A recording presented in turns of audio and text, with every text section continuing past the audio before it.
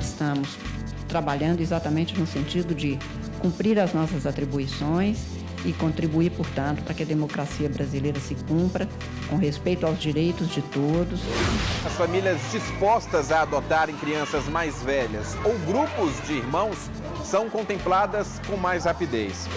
Até o dia 6 de abril, o futuro candidato faz a solicitação para mudança de partido e a Justiça Eleitoral analisa a justificativa. Pedido este de ciência provindo de uma autoridade judiciária exterior de uma nação amiga e que deve ter uma tramitação, inclusive preferencial.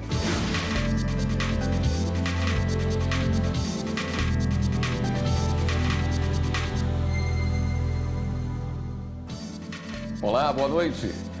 Nesta terça-feira, na abertura da sessão do Conselho Nacional de Justiça, a ministra Carmen Lúcia, presidente do CNJ e do Supremo Tribunal Federal, destacou o papel do juiz, a aplicação da Constituição e da legislação. O papel do juiz, e neste caso do Conselho, é de, segundo a sua compreensão de mundo e de interpretação principalmente estrita da lei, fazer com que a nossa tarefa seja cumprida com quase nenhum espaço de discricionariedade, mas esperando que a sociedade brasileira entenda que estamos trabalhando exatamente no sentido de cumprir as nossas atribuições e contribuir, portanto, para que a democracia brasileira se cumpra com respeito aos direitos de todos. As respostas que estamos dando sejam rigorosamente cumpridas, qualquer que seja o entendimento, ainda que contrário, de alguém que não se sinta satisfeito com o resultado, mas com a certeza de que estamos trabalhando para fazer com que a Constituição brasileira e a legislação brasileira vigore, ainda que muitas vezes de maneira incompreendida no resultado. A isenção do imposto de renda é concedida para aposentados e pensionistas que têm mais de 65 anos de idade. Mas atenção, esses beneficiários não podem se esquecer de que ainda devem fazer a declaração. O aposentado João Paulo Chagas achava que não precisava fazer a declaração do imposto de renda no ano passado, porque sofre de doença grave. Mas descobriu que não era bem assim. A Receita Federal suspendeu o CPF dele e o problema apareceu na movimentação da conta bancária. Fui tirar um dinheiro no banco e estava cancelado o cartão. E eu fui procurar um remédio que deu na farmácia popular e não pude receber por causa desse cartão. O que aconteceu com seu João traz um recado para o contribuinte. Ser isento de imposto não significa estar livre de fazer a declaração. A isenção é concedida ao aposentado ou pensionista com mais de 65 anos se ele recebeu no ano passado cerca de R$ 24.700. Agora, se ele tem menos de 65 anos, segue a regra para todo mundo. É obrigado a declarar o contribuinte que ganhou R$ 28.500. Se tiver rendimento menor do que esses valores, o brasileiro é obrigado a fazer a declaração se tem, por exemplo, bens acima de R$ 300 mil, se recebeu rendimentos não tributáveis acima de R$ 40 mil. Outro caso é o do produtor rural que teve rendimento acima de R$ 142 mil no ano. Os contadores lembram aos contribuintes: é importante declarar os gastos com saúde. Porque é uma das partes que mais pode deduzir do imposto de renda. O plano de saúde, ele é um valor que eu posso deduzir totalmente, ele não tem um valor fixo para dedução. Outro cuidado é não deixar de fora da declaração o ganho em ação judicial de revisão de aposentadoria. Na hora de declarar o valor recebido por meio de ações judiciais, que equivalem, um montante equivale a uma prestação de meses atrasados, o aposentado tem que ter o cuidado de informar que aquele valor bruto, aquele valor cheio, é o acumulado de vários meses em atraso. Por quê? Porque se esses vários meses, considerados mês a mês, não atingirem o limite declarável nas competências de declaração de imposto de renda, ele não precisa declarar, aquele valor vai estar isento de declaração. Segundo o Estatuto do Idoso, o contribuinte com 65 anos ou mais tem prioridade no recebimento da restituição do imposto de renda, mesmo que ele declare no último dia, 30 de abril. Portanto, se ele tiver direito, irá receber o dinheiro no primeiro lote, dia 15 de junho. Lembra do seu João? Agora ele está aliviado. Para regularizar a situação na Receita Federal, procurou um escritório de contabilidade, fez a declaração do ano passado e já saiu do local com um papel que mostra: a situação dele agora é regular. Ele aproveitou e também já deixou pronta a declaração deste ano. Gosto dos meus negócios tudo limpinho, gosto de andar certinho. Em menos de 2 meses, o Ministério Público Federal em Brasília faz nova recomendação para o Ministério da Saúde regularizar processos de compra de remédios para doenças raras. Pacientes aguardam os medicamentos desde o ano passado. O Elaprase e o Soliris são indicados para o tratamento de diversas doenças raras. Em 2017, o Ministério da Saúde fez licitações para adquirir os remédios e atender às demandas judiciais de cerca de 400 pacientes. Até hoje, os medicamentos não foram entregues pelas contratadas para fornecer os produtos. A empresa Tutofarma venceu os processos de compra do Soliris e a Global Gestão em Saúde do Elaprase. As licitações somam 122 milhões de reais. Segundo o MPF, as empresas vencedoras das licitações não têm capacidade técnico-operacional para cumprir as exigências legais. Há ainda a suspeita de apresentação de um documento falso que autoriza a importação terceirizada. O MPF recomenda que o Ministério da Saúde suspenda imediatamente o pagamento antecipado às empresas, além da convocação da segunda colocada no processo licitatório para fornecer o medicamento, e até a abertura de uma nova licitação, caso seja necessário. O Ministério da Saúde tem 5 dias para responder se acata ou não essa recomendação. O Superior Tribunal de Justiça aceita pedido de internação compulsória de adolescente em clínica de recuperação. O caso é de Minas Gerais. A internação compulsória do adolescente em uma clínica para dependentes químicos foi indicada por médicos. O Ministério Público de Minas Gerais pediu à Justiça Estadual que a prefeitura da cidade em que ele vive, que é Governador Valadares, disponibilize essa internação ou a custeie em uma clínica particular. A Justiça Estadual não apenas acatou o argumento do MP, como também determinou uma multa diária em caso de descumprimento. A Prefeitura alegava que essa não era uma responsabilidade dela, mas o argumento foi rejeitado no Tribunal de Justiça de Minas Gerais. A Prefeitura, então, recorreu ao Superior Tribunal de Justiça. A segunda turma concordou com o entendimento da Justiça Mineira de que todas as esferas de governo, da federal à municipal, têm responsabilidade na prestação de serviços de saúde. O relator, ministro Og Fernandes, ainda defendeu que a tentativa da Prefeitura de procrastinar o processo, tentando uma decisão mais favorável aos interesses dela, justificava a imposição da multa compulsória. A decisão foi unânime. Empresa que teve computador extraviado após despachar a máquina pelos Correios vai receber indenização. A decisão do TRF da Primeira Região, com sede em Brasília. O Tribunal Regional Federal da Primeira Região, com sede em Brasília, condenou os Correios a indenizarem em R$ 1.500 uma empresa que teve o notebook extraviado. Na apelação ao tribunal, os Correios alegaram que, por falta de declaração do valor da correspondência, não teriam responsabilidade pelo extravio, que seria mero aborrecimento.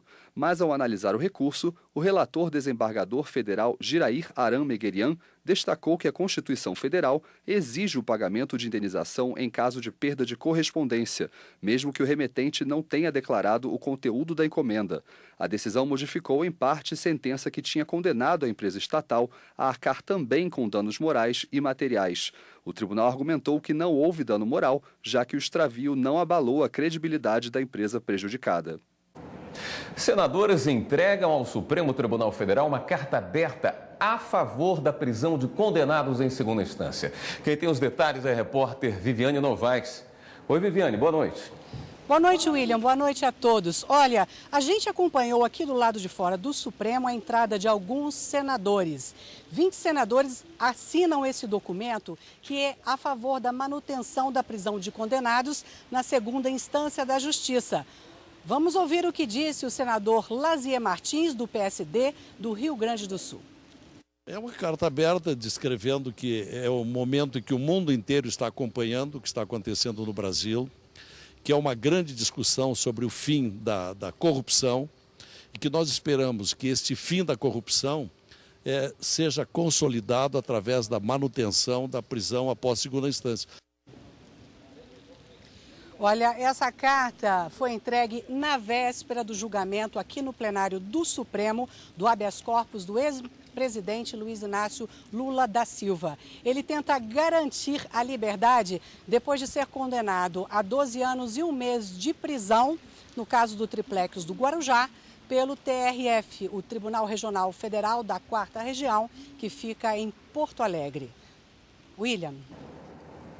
Obrigado, Viviane. E ainda nesta edição do Jornal da Justiça, termina nesta sexta-feira a janela de troca partidária.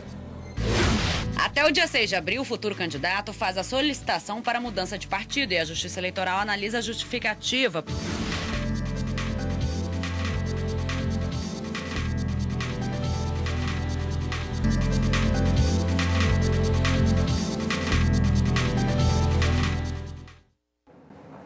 Conselheiro afastado do Tribunal de Contas de Mato Grosso não tem direito à aposentadoria. Ele e outros 4 conselheiros do mesmo tribunal farão parte de um esquema de corrupção no Estado.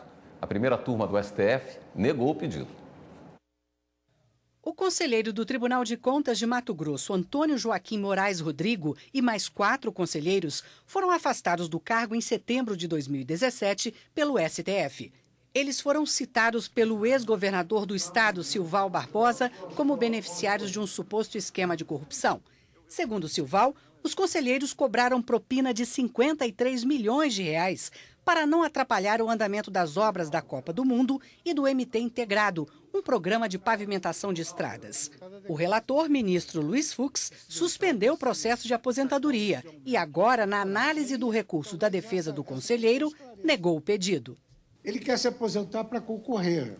Eu digo, é da estrita competência do juízo eleitoral conhecer da alegação atinente à suposta necessidade para a produção do efeito jurídico de desincompatibilização de aposentadoria do servidor que se encontra faticamente afastado das funções inerentes ao cargo, competência essa que não pode ser estendida ao juízo criminal. E por isso eu estou negando o provimento ao agravo regimental.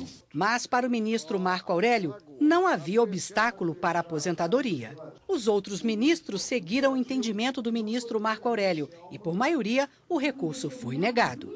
A primeira turma também julgou vários habeas corpus de acusados de tráfico de drogas, entre eles o de Jason Neres de Souza.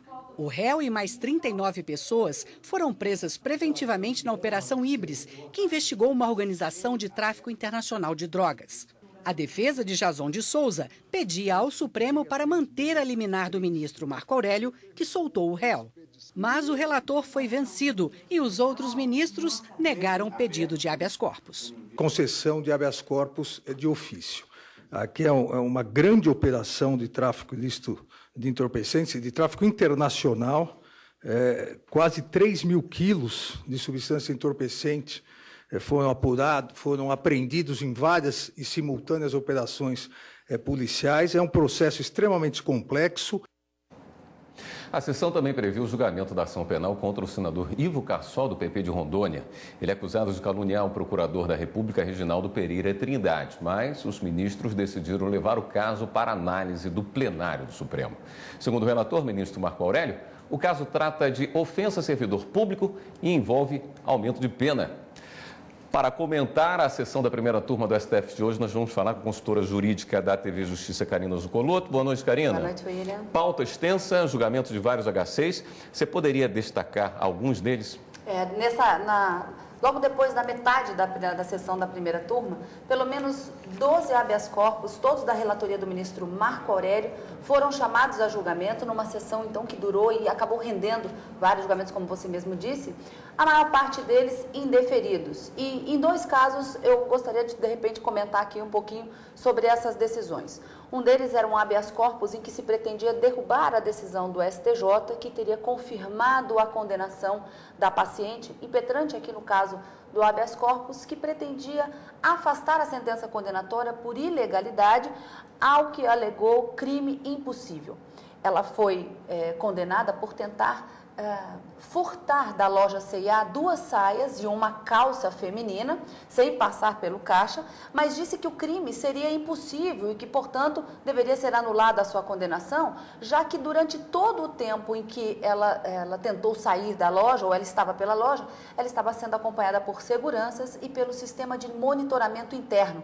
Dessa forma, ficaria caracterizado os pressupostos, ou pelo menos um dos requisitos do chamado crime impossível previsto no Código Penal, que seria a ineficácia absoluta do meio para a concretização dessa tentativa de furto. Mas para os ministros da primeira turma, por votação unânime, foi indeferida a ordem, mantida a condenação, ao que o ministro Marco Aurélio, relator, disse: para mim, uma tentativa é quando a pessoa sai da loja, ou pelo menos tenta sair da loja, sem passar pelo caixa. E, portanto, a tentativa acabou ficando consumada, mantida a condenação dessa paciente.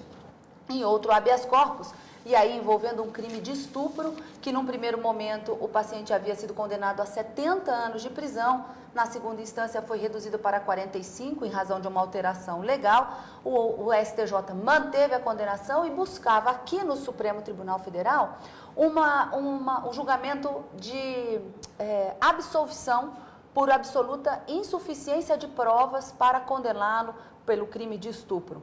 A alegação era de que as provas seriam insuficientes para condená-lo, já que baseado apenas nas informações da mãe das vítimas, 2 menores que teriam sido as vítimas do crime de estupro, que isso seria insuficiente. Mas pelo que ficou relatado no processo e também para o ministro Marco Aurélio, nesses crimes contra os costumes, a palavra da vítima deve ter um peso maior no momento em que o juiz vai fazer a valoração das provas, ainda mais considerando que o crime de estupro é um crime praticado na clandestinidade, normalmente sem qualquer testemunha, e a vítima deve ser ouvida e isso ser ponderado de uma forma mais contundente pelo juiz. Além do mais, no próprio processo, tratava que esse paciente, o condenado aqui no caso pelo crime de estupro, tinha uma proximidade muito grande com as 2 vítimas. Ele se aproximou da família, era inclusive padrinho de uma das vítimas, se beneficiou ou se aproveitou da dificuldade financeira e econômica da família, ajudando inclusive na subsistência, e com isso praticava atos sexuais com essas 2 vítimas e acabou condenado. Os ministros do Supremo, por votação unânime, acabaram indeferindo a ordem, mantendo, portanto, a condenação de 45 anos determinada pelo Tribunal de Justiça do Estado do Rio de Janeiro. Ok, Karina. Obrigado e até amanhã. Amanhã na sessão plenária do Supremo. Ok. E hoje a segunda turma do Supremo Tribunal Federal manteve decisão para comunicar empresários sobre a existência de ações contra ele em andamento na Inglaterra. O empresário German Fromovic, que no Brasil lidera o grupo Synergy Group, voltado para áreas diversificadas como estaleiros e aviação comercial, pediu no Supremo nulidade de uma decisão do Superior Tribunal de Justiça. Segundo o empresário, o STJ teria cometido ofensa à soberania nacional ao determinar o cumprimento da carta rogatória expedida pelo Tribunal Superior de Justiça da Inglaterra. No documento, a Justiça inglesa pede que seja comunicado ao empresário que ele passará a ser parte em 2 ações em trâmite na Inglaterra referentes ao pagamento de despesas processuais. O relator do recurso no STF, ministro Dias Toffoli, já havia se manifestado monocraticamente sobre o pedido. Na sessão desta terça-feira, o ministro considerou que não há ofensa à soberania nacional porque a carta rogatória apenas tem como fim promover a citação do empresário para que ele saiba do que se tratam as ações e possa se defender. A pacífica jurisprudência da Suprema Corte sedimentou-se no sentido de que a mera concessão de ordem de exequatur a uma carta rogatória, tal como se deu no caso Hora e Análise, não tem o condão de implicar em violação à soberania nacional, tampouco aos demais postulados alinhavados pelo agravante, pois apenas determina que seja dada ciência a uma parte interessada acerca da existência de uma ordem judicial. Os demais ministros da turma seguiram o entendimento do relator. Pedido este de ciência provindo de uma autoridade judiciária exterior de uma nação amiga e que deve ter uma tramitação, inclusive preferencial. A matéria aqui em discussão no juízo rogante não é daquelas que se incluam na esfera de competência internacional do Poder Judiciário brasileiro. Não se cuida de causa que seja submetida unicamente com exclusão de qualquer outra autoridade judiciária às autoridades judiciárias do Brasil. Acompanho Vossa Excelência e creio que traz uma grande contribuição nessa matéria, não obstante ela advém da mudança da emenda constitucional 45, mas o giro da roda da história processual agora fez aflorar esse tema que vem muito bem posicionado no voto de Sua Excelência. Termina nesta sexta-feira, meia-noite, a janela de troca partidária. O prazo permite que candidatos mudem de partido sem o risco de perder o mandato. Dentro desse prazo, os políticos podem mudar de legenda sem punição por infidelidade partidária, que pode chegar à perda do mandato. Esse período de janela partidária está previsto na Lei 13.165 de 2015. Essa janela partidária foi um acordo, entre no Legislativo, a gente pode considerar assim, informalmente falando, que foi previsto na norma para que eles ficassem resguardados dessa implicação que é a migração sem justa causa. Até o dia 6 de abril, o futuro candidato faz a solicitação para mudança de partido e a Justiça Eleitoral analisa a justificativa para troca de legenda. O TSE examinará cada caso para saber se é a hipótese em que ele vai levar consigo a representatividade. Levando a representatividade, obviamente, a votação que ele obteve irá com ele. Essa é uma tentativa de garantir que a fidelidade seja respeitada sem tirar a liberdade de escolha de um político. Mas é bom que o pré-candidato pense direitinho antes de fazer uma troca, mesmo que seja dentro do prazo da janela partidária. O eleitor está atento à lealdade. Afinal, a ideologia de uma sigla significa muito para quem vota também. A pessoa cria uma cultura política e deve ser fiel a ela durante todo o período da sua vida ali política. Acho que normalmente eles mudam por conveniência e eles deveriam considerar mais a questão ideológica de cada um. Se ele estivesse no partido que era coerente, fosse verdadeiro, falasse somente a verdade, não ficaria nessa transição toda, entendeu? E ainda nesta edição do Jornal da Justiça, número de adoções cresce no Distrito Federal. As famílias dispostas a adotarem crianças mais velhas ou grupos de irmãos são contempladas com mais rapidez.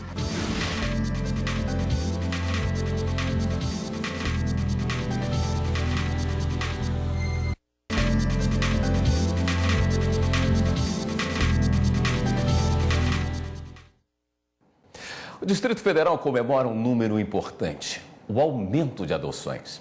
Melhor ainda, cresceu também a quantidade de pais que decidem por crianças mais velhas e até irmãos, o que pode ser uma boa escolha para o casal que tem pressa em formar uma família.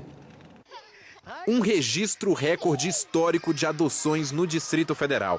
Em 2017, 88 crianças encontraram um novo lar por 82 famílias locais e 6 internacionais. Foram adotados 9 grupos de 2 irmãos e 4 grupos de 3 irmãos. Embora a maioria tivesse até 3 anos, 25 crianças tinham entre 4 e 12 anos. As adoções revelaram também que as famílias dispostas a adotarem crianças mais velhas ou grupos de irmãos são contempladas com mais rapidez. Enquanto aqueles que buscam por bebês esperam de 5 a 7 anos, quem se dispõe a ter um filho mais velho fica poucos meses na fila. Plínio e Sheila abraçaram a ideia de adotar crianças mais velhas. Os dois estão juntos desde 2013. Sheila não queria engravidar, havia tido um aborto e temia complicações por causa da idade e diabetes. O casal já chegou à vara da infância e juventude disposto a receber crianças mais velhas. Se eu fosse ter um filho, uma filha, com o meu DNA, né? Ele poderia ser de qualquer cor, de qualquer forma. Então, como é que eu vou escolher isso? Abril a gente começou. Quando a gente terminou em agosto, acho que 2 semanas depois, a Vara da Infância já ligou dizendo que eles estavam procurando pais, né? Foi bem um pouco estranho, bastante diferente. Mas eu gostei bastante e aos poucos a gente ia se aconchegando na casinha, ficando mais à vontade e cada dia mais feliz. Mas é obrigatório fazer escolhas na hora do cadastro. A média do cadastro nacional é de 5 pretendentes para cada criança disponível para adoção. E mesmo assim, muitas passam anos nos abrigos por não se encaixarem nos desejos dos adotantes. No Brasil, só 8% aceitam crianças com necessidades especiais. 12% dos menores cadastrados têm algum problema físico ou mental. Mais de 65% são negros ou pardos. A maioria tem mais de 5 anos. Muitos têm irmãos que não querem se separar. Um desejo que a justiça hoje costuma respeitar. Exatamente para proteger a criança que futuramente será apresentada para adoção. O candidato à adoção tem, segundo a lei, que tem uma diferença mínima de 16 anos em relação ao adotando. Então, é uma regra. Existem outras, né? O candidato deve apresentar comprovante de rendimentos, comprovante de residência, nada consta da justiça civil e criminal, atestado de saúde física e mental. Uma lei sancionada em novembro de 2017 tem novas regras para tentar acelerar adoções no país. Ela estabelece que os interessados em adotar grupos de irmãos ou crianças maiores terão preferência na fila de adoção. Também terá a prioridade quem quiser adotar crianças ou adolescentes com algum tipo de deficiência, doenças crônicas ou necessidades específicas de saúde. Os pais adotivos terão as mesmas garantias trabalhistas dos pais biológicos, como licença maternidade e estabilidade provisória após a adoção.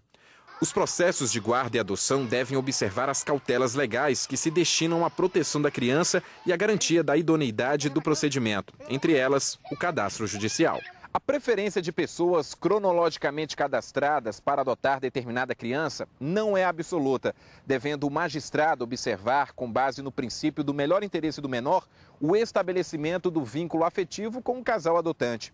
Esse foi o posicionamento firmado pelos ministros da terceira turma aqui do STJ ao determinar a devolução de uma criança de 1 ano e 3 meses a um casal de Minas Gerais que havia perdido a guarda para outro casal adotante inscrito na lista. É que os ministros reconheceram que a criança já havia formado vínculo afetivo. Já a quarta turma, ao julgar processo semelhante, entendeu que a ausência do casal adotante no cadastro de pretendentes à adoção, por si só, não configura situação de risco e não afasta de maneira definitiva a possibilidade de adoção. O mais importante é proteger os interesses, os direitos dessa criança ou adolescente. E agora vamos dar um giro pela rede para saber das últimas notícias.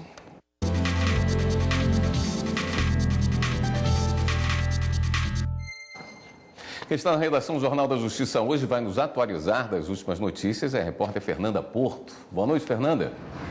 Boa noite, William. Boa noite para você que está em casa. Foi divulgado agora há pouco na rede que a Justiça do Rio Grande do Norte fechou mais de 16 milhões de reais em acordos trabalhistas, usando aplicativo de trocas de mensagens e audiência de conciliação. A medida foi até premiada pelo Conselho Nacional de Justiça. E o Conselho Nacional do Ministério Público decidiu que a investigação sobre o assassinato da vereadora Marielle Franco e do motorista Anderson Gomes vai continuar na responsabilidade estadual. E a Justiça de Pernambuco decretou a prisão preventiva do médico Kidnélio de Souza Melo. Ele é suspeito de estuprar pacientes durante consultas em Recife. Essas e todas as notícias do Jornal da Justiça você encontra no nosso site tvjustiça.jus.br. Eu volto com você no estúdio, William. Obrigado, Fernanda. E hoje a gente fica por aqui. Obrigado pela sua audiência e até amanhã.